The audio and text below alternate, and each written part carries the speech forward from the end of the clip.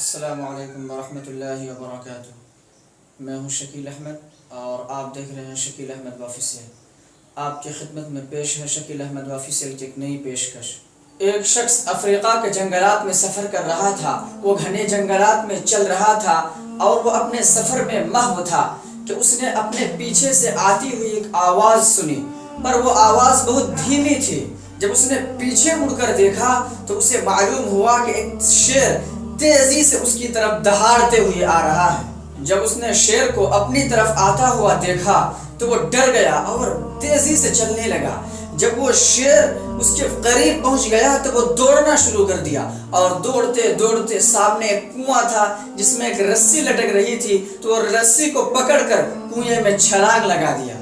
پھر وہ رسی پکڑ کر لٹک رہا تھا اور کنویں کی دیواروں سے ٹکر کھا رہا تھا، اور شیر کنویں کے پاس آ کر زور زور سے دہاڑ رہا تھا۔ جب تھوڑی دیر کے بعد شیر کی دہاڑنا کم ہوا تو اس نے پھنکارنے کی آواز سنی۔ اس نے ادھر ادھر دیکھا تو پایا کہ نیچے ایک اژدہا پھنکار رہا ہے اور وہ اژدہا اس کی طرف آنے کی کوشش کر رہا ہے۔ یہ شیر کی ایک مصیبت ہی کیا کم تھی کہ اس نے اپنی آنکھوں سے دوسری مصیبت کو بھی دیکھ لیا۔ بیچارہ ابھی ان دو مصیبتوں سے نمٹنے کی فکر ہی کر رہا تھا کہ اس نے دیکھا کہ دو موٹے موٹے چوہے اس کے رسی کو کتر رہے ہیں اور کاٹنے کی کوشش کر رہے ہیں، اور وہ دو چوہے بہت تیزی سے رسی کو کتر رہے ہیں۔ یہ دو مصیبت ہی کیا کم تھی کہ تیسری مصیبت اس پر آ پڑی کہ وہ جس رسی سے لٹک رہا تھا اسی رسی کو دو موٹے موٹے چوہے کاٹنے اور کترنے کی کوشش کر رہے ہیں۔ وہ ان تینوں مصیبتوں سے نمٹنے کی اور نجات پانے کی کوشش ہی کر رہا تھا اور رسی کو پکڑ کر ادھر ادھر ڈول بھی رہا تھا، تو اچانک اس کا ہاتھ ایک نرم جگہ پر لگا تو اس نے پایا کہ وہاں پر شہد کی مکھیوں نے چھتا لگا رکھا ہے۔ چنانچہ اس نے اپنی انگلی میں شہد لگایا اور انگلی کو اپنے زبان پر رکھا تو اسے شہد کا ذائقہ بہت لذیذ اور مزیدار معلوم ہوا، اور وہ اپنی انگلی میں شہد لگا لگا کر کھانے لگا، اور وہ شہد کھانے میں اتنا مشغول ہو گیا کہ وہ اوپر دہاڑتے ہوئے شیر اور نیچے پھنکارتے ہوئے اژدہے اور دو رسی کاٹنے والے چوہے کی فکر کو بھول گیا۔ وہ شہد کے مزے میں یہ بھول گیا کہ اوپر بیٹھ کر شیر دہاڑ رہا ہے جو اسے کھانے کی کوشش کر رہا ہے، اور وہ شہد کے مزے میں یہ بھی بھول گیا کہ نیچے اژدہا پھنکار رہا ہے جو اسے ڈسنے کی تیاری کر رہا ہے، اور وہ شہد کے مزے میں یہ بھی بھول گیا کہ اوپر دو موٹے موٹے چوہے اس کے رسی کو کاٹ رہا ہے۔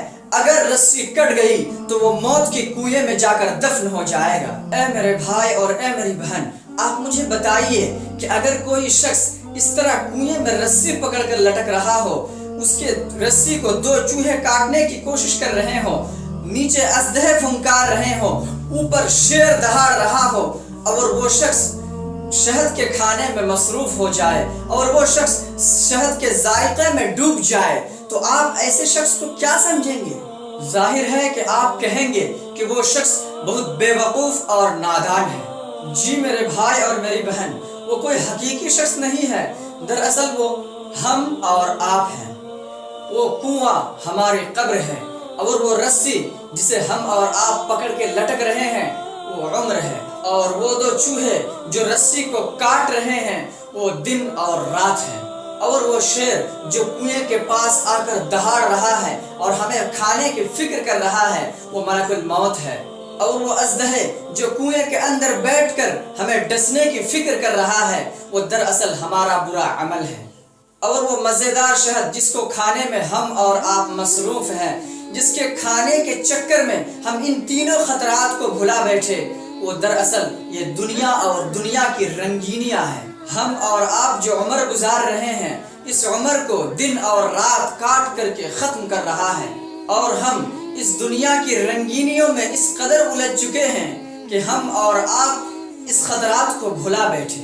ہم یہ بھول چکے ہیں کہ ملک الموت ہمارے پیچھے کھڑا ہے، اس کو ہماری روح قبض کرنے کا حکم مل چکا ہے۔ ہم اس بات کو بھی بھلا بیٹھے ہیں کہ ہمارا برا عمل ہماری قبر میں اژدہا بن کے تیار ہے، جیسے ہی ہم وہاں پہنچیں گے تو ہمیں وہ ڈسنا شروع کریں گے۔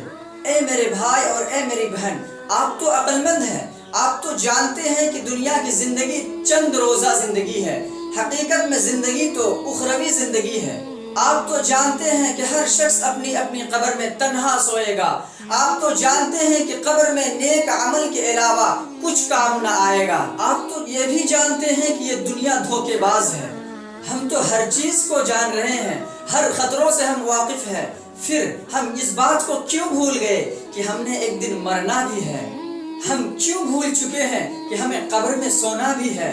آئیے ہم یاد کرتے ہیں کہ اللہ تبارک و تعالی نے قرآن پاک میں فرمایا ہے الذی خلق الموت والحیاة لیبلوکم ایکم احسن عملا وہو العزیز الغفور، کہ اللہ ہی وہ ذات ہے جس نے موت کو اور زندگی کو پیدا کیا تاکہ وہ جانچے کہ تم میں سے کون برا عمل کرتا ہے اور کون اچھا عمل کرتا ہے۔ آپ نے سنا اللہ تبارک و تعالیٰ نے واضح طور پر فرمایا ہے کہ ہم نے تمہاری زندگی سے پہلے تمہاری موت کو پیدا کیا ہے، سو تم اپنی زندگی سے پہلے اپنی موت کی فکر کرو۔ تم دنیا میں جتنی بھی زندگی گزار لو، موت تو تمہیں آنی ہے۔ اب دیکھنا یہ ہے کہ ہم اور آپ موت کے لیے اور موت کے بعد کے لیے کیا تیاریاں کر رہے ہیں۔ کہیں ایسا تو نہیں کہ ہم شہد کے مزے میں ملک الموت اور ختم ہونے والی عمر کو بھلا بیٹھیں اور ہمیں یاد ہی نہیں آ رہی ہے؟ تو سوچتے رہیے اور اس فکر کو تازہ کرتے رہیے تاکہ ہماری زندگی میں غفلت نہ آئے۔